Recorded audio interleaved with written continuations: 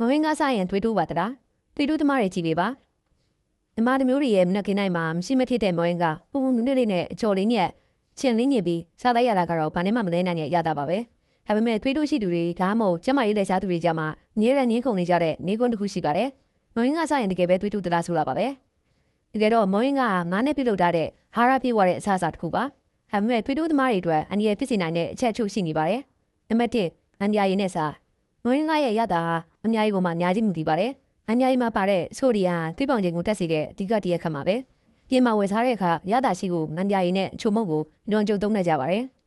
နံပါတ်2ကြော်လုံးများမဝင်းကကိုအလို့စားရုံနဲ့မကပဲကျို့သုံးနည်းနဲ့တွေ့စားတဲ့အခါမှာဖာလာတဲ့စီဒီကဂရီဒင်းကူလက်စထရောကိုတက်စေပြီးဒီစီမှာသွေးကြောချင်းကကေတိုယောဂါကိုဖူဆူစေပါတယ်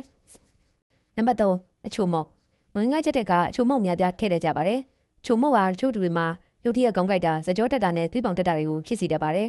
သွေးတူးသမားတွေသွေးမတူးအောင်ဘယ်လိုစားရမလဲဟင်းရီရှို့တော့ပါဟာရကတားပတ်မှာပဲရှိကြပါဆိုရီအများဆုံးပါတဲ့ဟင်းရီကိုတက်နိုင်တယ်လို့ရှို့တော့ပါကြော်လျှော့စားပါအကျော်စားဘဲဥပြုတ်ဒါမှမဟုတ်ကြောက်ပြုတ်ထိတ်စားတာကပူကျက်မှာပြီးအာဟာရရှိစေပါတယ်တမယာလေးငယ်စားပါတမယာရီကရတာကိုပို့နေတဲ့ပြင်ဆိုရီရဲ့တက်ရောက်မှုကိုလည်းငဲငယ်ခိတ်နေနေပါတယ်